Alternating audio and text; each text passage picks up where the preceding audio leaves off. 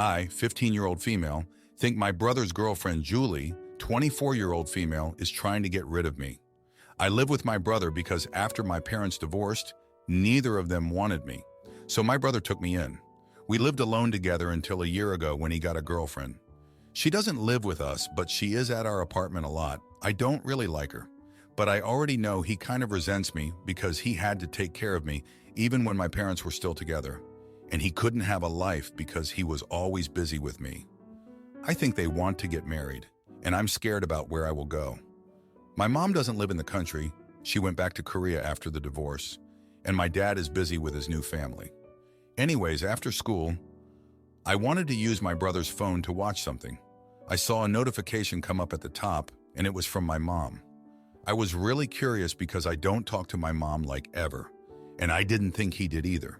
Long story short, he wants to send me to live with my mom in Korea because Julie wants to move in and start a family. She said that when they start their family, they don't want to be looking after a teenager as well. I didn't tell him anything and just put the phone back. I went to sleep really scared, and now today I went to my cousin's house and told him what my brother was planning to do, and he told his mom. I didn't do anything wrong. I'm always nice to her. I don't know why she doesn't like me. I really don't want to move. I have friends here and everything. I thought he loved me and wouldn't make me go back to her. My cousin's mom ended up asking him why he was going to send me to live with my mom, and he asked her how she knew. She said that I told my cousin, and he told her. My brother took me back home because he didn't want to cause a scene at my aunt's house. When we got back, he asked me how I knew, and I told him I saw his text to our mom about how he was sending me away. I was really mad and I was yelling at him. He just tried to hug me and sat down on the couch with his head down, not talking. Then, like 10 minutes later, Julie came. When she came into the living room, she asked what happened, and my brother said she knows. Then Julie tried to talk to me, and I stood up and started yelling that I don't know why she has a problem with me, but I'm his sister, so I'm not leaving. I also called her some names because I was really angry. Then, to my surprise, my brother pushed my shoulder and told me to go to my room. I asked why, and he yelled at me to go to my room. Julie was crying at this point. I went to my room and cried. I still think he is going to send me away. I don't know why she doesn't like me. I didn't do anything to her. Am I the idiot for yelling at my brother's girlfriend? I told my friends about this, and they said I shouldn't have yelled because she probably has her reasons to want me with my mother. Update 1. So I went home to talk to my brother, and I wrote a letter to give to him like some of you suggested because I didn't think I could talk without breaking down. The letter basically says, I'm sorry for yelling at you and Julie. I was just scared. There are many things I don't know about my parents and how you have felt about the last 7, maybe even 15 years. But I do not want to go back to my mother, and I don't want to move country. I gave him the letter after school, and he didn't read it in front of me. I came out of my room a few hours after giving it to him and saw him crying in the kitchen. When he saw me, he hugged me and told me he was sorry and loved me and didn't know what to do because Julie wanted to move in, and she didn't want to be taking care of me because she's only 24 and wants to live her life. Julie also came over, and I apologized to her properly. I'm writing this in my notes and waiting for another update to put all the info from today in one update. So it's been a few hours since then, and he sat me down to talk again with Julie for some reason. Anyway, he told me that he was just exploring options because I can't live with him forever. Obviously, I knew that, but why doesn't he want me now? What did I do? He also told me that he's booked a ticket for me and him to go to Korea to see my mother, her husband, and house. I'm fine with that because if he's there with me, then he can't leave me there without me knowing. But he told me he is leaving a little earlier than I am because he has work. I believe that, but I'm also a little suspicious that he is going to leave me there and not take me back. I leave for Korea in 2 days, and I'm staying for 2 weeks. I think he is staying for 1. So that's all I have for now. I'm going to Korea soon to see my mother for the first time in 7 years. I don't feel happy or sad. I just feel nothing. I feel like I want to die. And here's some clarification because people keep asking the same questions. I can't stay with my aunt as she has 4 kids already and can't take care of me. I believe my brother has guardianship of me, but I do not know because he doesn't tell me anything. Julie has done many things to me along with the leaving me at school thing. She fat-shamed me, made fun of me, is always trying to get me out of the house and always ignores me whenever my brother tries to get us to hang out together. When Julie was trying to talk to me after I found out, she was saying things like, "Please try to understand, and it's what we think is best for your and our futures, and your brother and I want to move forward, and I don't think we can do it with you." They've only been dating for a year, and she's saying all this, but whatever. I know my parents both send money to my brother to help with me, but I do not know if it is formal child support. I don't have any friends to stay with. If my brother didn't take me in, I would have either gone into foster care or my mother would have taken care of me, although she didn't want to, which is why she wasn't the first choice for who would take me. My father is in another state with his new wife and family. I am half Japanese and half Korean, so going to Korea would be hard for me, considering the history. I also have a Japanese name, so it's not like I could hide it. I barely speak Korean, and moving would mess up my whole education. I'm smart in English, not in Korean. If you have any more questions, just ask. I'm going to talk to my school counselor soon, but it might not be before I leave. I still really love my brother, and I don't want him to go to jail or go no contact with him. Now for a few comments before the update. Comment 1. Probably going to get criticized for this one, but I think your brother is a major jerk. Not nearly as much as your parents, but still a jerk. He did a really good thing raising you and taking you in. But now that things are inconvenient for him, he wants you to go. That's not how you treat family. He made a commitment and is obligated to follow through on his responsibilities that he put on himself. You don't just stop because you want to move on with your life. Besides, in 3 years, you will be an adult. That's not a long time. It would be foolish to try and restart in Korea. Comment 2. I just don't understand all these people saying that the brother and the girlfriend are not at fault. Going to a different country, to a so-called mother that abandoned you 7 years ago and you don't talk to, is a huge change. A trauma even. There are middle ways, not just the extreme option of sending her away. She is a human being, not a parcel to be passed around. Not the idiot. Now for the update, thanks for sticking around for more of my life's drama. Well, I talked to the school counselor like I said I would, and she was shocked. She told me that she would try to help me figure things out, but before we could really get into it, I had to leave for Korea. My brother left a day before me, and I was a nervous wreck. I couldn't eat or sleep just thinking about what was going to happen. The day I left, my brother's friend, who I've known since I was little, drove me to the airport. He tried to cheer me up, saying it was just a trip and I'd be back before I knew it. But I couldn't shake the feeling that something was off. Landing in Korea was surreal. My mom was there and she looked different, older. She tried to hug me, but it felt forced. Her husband was polite but distant. The house was nice, but it didn't feel like home. My brother was there, but he was acting strange, too busy with work calls to spend time with me. A couple of days passed and my brother sat me down. He said he had to go back early because of an emergency at work. I panicked, thinking this was it. He was leaving me here. But he promised he'd be back for me. I wanted to believe him, but doubt crept in. The day after he left, I got a call from my cousin back home. He said there was a huge fight between Julie and my brother. Julie had been caught cheating with some guy and my brother was devastated. He kicked her out and she was begging for forgiveness, but he wouldn't have it. I felt a mix of emotions. I was angry at Julie for hurting my brother, relieved that maybe now he wouldn't want to leave me in Korea, but also scared because what if he was too heartbroken to care about me anymore? My mom noticed I was upset and tried to talk to me. She said she knew it was hard, but that maybe this was for the best. She said she and her husband were willing to have me stay with them. I didn't know what to think. I was still holding on to the hope that my brother would come back for me. Then the school counselor called me. She said she had been talking to my aunt and they had come up with a plan. They wanted to fight for me to stay in the country, with my aunt if necessary. They were even looking into legal options to challenge my brother's guardianship if he tried to leave me in Korea. I was torn. Part of me wanted to fight to go back, but another part of me was tired of being a burden to everyone. Maybe it would be easier to just stay in Korea and start over, even though the thought made me feel sick. The next day, my mom's husband sat me down. He said he knew it was a tough situation, but they were prepared to enroll me in an international school where I could continue my education in English. He said they wanted to give me a stable home. It sounded like they had been planning this for a while. I didn't know what to do. I felt betrayed by my brother, unwanted by Julie, and now my mom and her husband were acting like they had it all figured out for me. I felt like I had no control over my own life. I decided to wait. Wait for my brother to call, to come back, to explain himself. But deep down, I knew I was just avoiding the inevitable. I was going to have to make a choice, and it was going to change everything. Thanks for reading this mess of an update. My son's fiancée lied about me to get me uninvited from the wedding.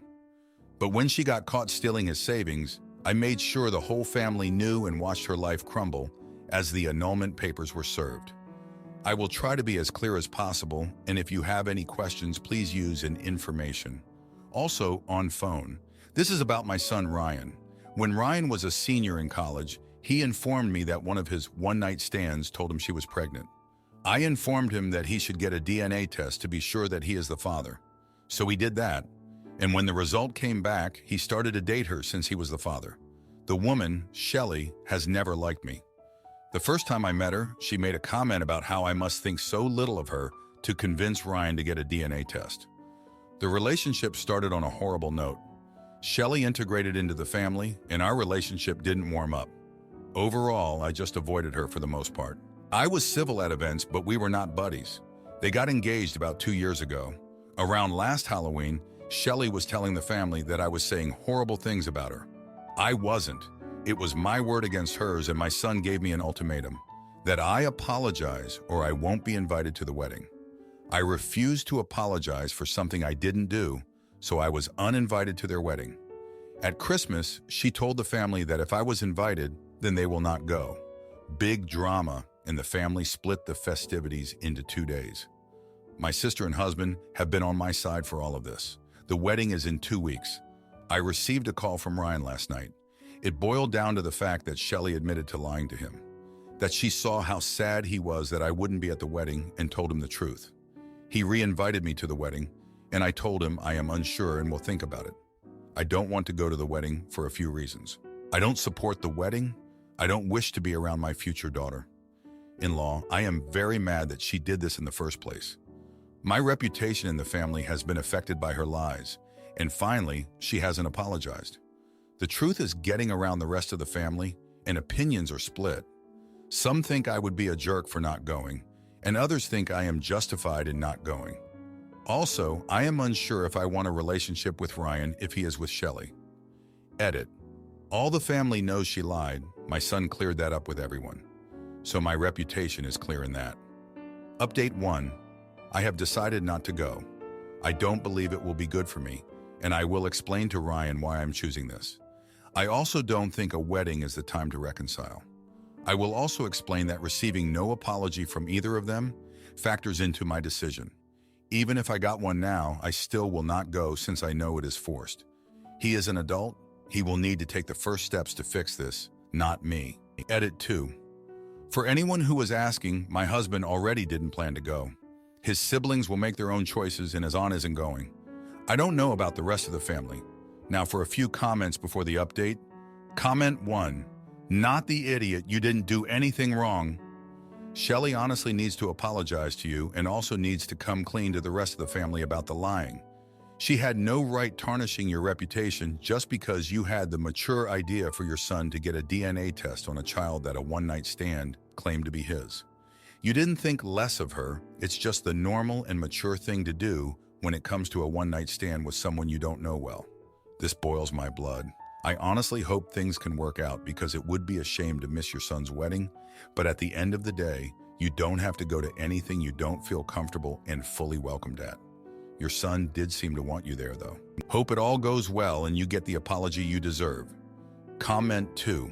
Son, I want you to think about exactly who you're marrying. She lied about your mother, demanded an apology, affected your mental health, and now hasn't even had the decency to call the family or me to tell the truth and apologize. She did all that because I wanted you to know those children were yours when you had no relationship with her to cement trust. If you want me there, I want an apology at minimum. Honestly, the divorce is around the corner. Sad, but true. This is going to fester like a rotten boil in his mind unless he really is that callous of a person. Edit spelling edit 2. Not the idiot and obviously change whatever you need to. Now for the update, Thanks for all the comments on my last post.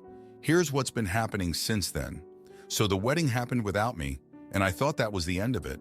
But no, life had to throw another curveball my way. A week after the wedding, my sister calls me, and she's all in a huff.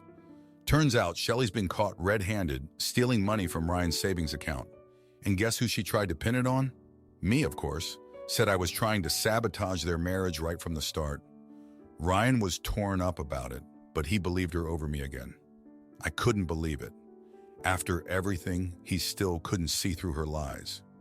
My sister and her husband were livid, and they told Ryan straight up what they thought about the whole mess. It caused a huge rift, and now there's this awkward tension at every family gathering. But here's where it gets even messier. My husband's brother, who's always been a bit of a sleuth, decided to dig deeper into Shelly's past. And wouldn't you know it, he found out she's done this before. She had a history of hooking up with guys, claiming she was pregnant, and then milking them for all they're worth. When he presented the evidence to Ryan, my son was floored. Ryan confronted Shelly and she broke down, confessing to everything. She'd been manipulating him from the start, and the pregnancy never happened. She faked the DNA test results. Ryan was devastated. He came to me, apologizing for not believing me, for everything. But I was just so tired of the whole drama. Now Ryan's in the middle of getting an annulment, and Shelly's facing charges for the theft and fraud. The family's been rallying around Ryan, trying to support him through this mess. But it's like watching a house of cards fall down. You know it's going to happen, but it still shocks you when it does. As for me, I've been keeping my distance. I told Ryan I need some time to process all this. I mean, I'm his mom, and I love him, but I can't just forget how easily he believed her over me, twice. It's going to take a lot for us to get back to where we were, if we ever do. And just when I thought things couldn't get any more complicated, my husband's aunt, who didn't go to the wedding, decided to rewrite her will. She's always been the wealthy one in the family, and she's leaving a significant portion to Ryan, but only under the condition that he has nothing to do with Shelly. It's like she's trying to protect him, but it's also causing more drama because now everyone's talking about the will and what it means for the family. So that's where we're at. Ryan's trying to pick up the pieces of his life, the family's in an uproar over the will, and I'm just here trying to figure out how to move forward. It's a mess, and I'm still in the middle of it, whether I like it or not. Thanks for reading. My half-siblings lied and blamed me for their foster care. So after they spiraled out of control, I let them face the consequences alone. So I, 27-year-old male, have 3 younger half-siblings, 24-year-old female, 22-year-old male, and 21-year-old male. We're maternal half-siblings, and I have a different dad than them. Their dad was dating my mom for several years, but they never got married. So he wasn't legally ever my stepdad, but I guess he would kind of get the title since he lived with my mom and I lived with her half the time. He was never interested in me, and I was never interested in him. He used to creep me out, so I don't really think of him like that, but technically their dad would have been my stepfather. Mine was never anything to them. When my mom was pregnant with the youngest, their dad was arrested and he went to prison. He was briefly released 8 years later, but ended up going back to prison. He wasn't a good guy and has a long list of convictions now. I was 8 years old when Mom died. I was living with my dad full-time when she died. She was not taking good care of me and was taking her anger about her boyfriend's release out on me through a lot of yelling and talking to me like crap. When Mom died, a social worker got involved and my half-siblings were removed. They had no biological family willing to take them, and the social worker asked my dad if he would consider a kinship care agreement so they could be raised alongside me.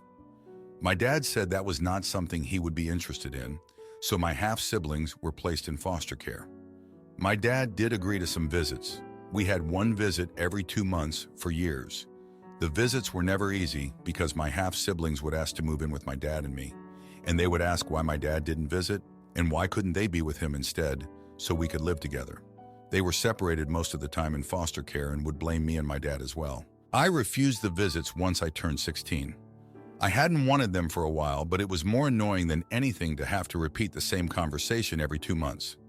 My dad let me make the decision because he really had to drag me there for most of the visits anyway. We had no contact for years, and then just over 2 years ago, they reached out to me and said they wanted a relationship again. I told them I didn't, and they said they wouldn't mention my dad again. So I agreed, and things were going all right. Not having to have that fight with them made it easier to care. But then a few weeks ago, I found out at my half-brother's 21st birthday party that they have been lying to people, claiming my dad was their stepdad, and he dumped them in foster care as soon as mom died. They apparently knew most people wouldn't think he was wrong. If he was just my dad, they never knew. So they spun a story. I told people the truth when it came up, and afterward I told my half-siblings that I was so done with them and that their obsession with my dad taking them in is what drove me crazy before. I told them he wasn't their anything, and lying was not the way to win me over. They accused me of ruining their lives by exposing their lies. Am I the idiot? Now for a few comments before the update. Comment 1. Whatever happened to their jailed father? Did he magically disappear? It's interesting how they don't blame him for all the chaos, and he is largely responsible for being such a deadbeat and being unavailable. You're totally right, and your actions are acceptable. The lying, the preoccupation with your father. Honestly, I think your half-siblings need mental health help. Not the idiot. Comment 2. Not the idiot. Your siblings are old enough to own up to reality. None of the family that they knew wanted to take them in. They put an idea in their heads that a man they had not met should take them in, which is an understandable delusion when they were little kids in foster care, but not now. Life has been very sad for them. I hope things have improved. Now for the update. Thanks for sticking around. So let me tell you what's been happening. A few weeks back, my half-sister, the 24-year-old, got herself into some serious trouble. She was caught stealing from her job, and it was bad, like thousands of dollars bad. She called me, crying, begging for help, saying she didn't want to end up like her dad. I felt for her. I really did. So I did something I shouldn't have. I covered for her. I paid back the money, told her boss it was a misunderstanding, and she promised to never do anything like that again. But then things got worse. My half-brother, the 22-year-old, got into a car accident. He was driving drunk, and he hit another car. The other driver was seriously hurt. My half-brother was looking at jail time, and he was scared. He asked me to lie for him, to say I was driving because my record was clean, and I did. I lied to the police, said I was behind the wheel. I thought I was protecting him, but I was just making things worse. After that, it was like everything started to unravel. My youngest half-brother, the 21-year-old, he got mixed up with some bad people. They were into drugs, and he started using. I found out when I got a call from the hospital. He overdosed. He survived, thank God, but it was a wake-up call. I realized I couldn't keep fixing their problems. They had to face the consequences of their actions. But the real kicker came when I found out my half-siblings had been talking to my dad behind my back. They told him everything about the stealing, the accident, the overdose, and my dad, he was furious. Not just at them, but at me too, for lying and covering up their messes. He said I was enabling them, just like their dad had done with their mom. That hurt, hearing him compare me to that man. And then my half-siblings turned on me. They said I was the reason they were so messed up, that if I had just let them live with my dad and me, none of this would have happened. They said I was selfish, that I didn't want to share my dad or my life with them. It was like a slap in the face after everything I'd done for them. So now, here we are. My half-sister is on thin ice at her job, my half-brother is facing jail time, and my youngest half-brother is in rehab. And me? I'm just trying to pick up the pieces of my own life. I've cut ties with them, for good this time. I can't keep being their safety net. They need to learn to stand on their own 2 feet. But the worst part? I can't shake the feeling that maybe they're right.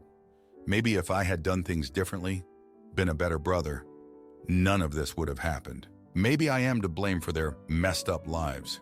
It's a terrible thought, and I can't seem to let it go. Thanks for reading. If you like this video, you'll probably like these too. Also, while you're here, please consider subscribing. It's your support that keeps this channel alive and allows me to make better and longer videos. Have a great day.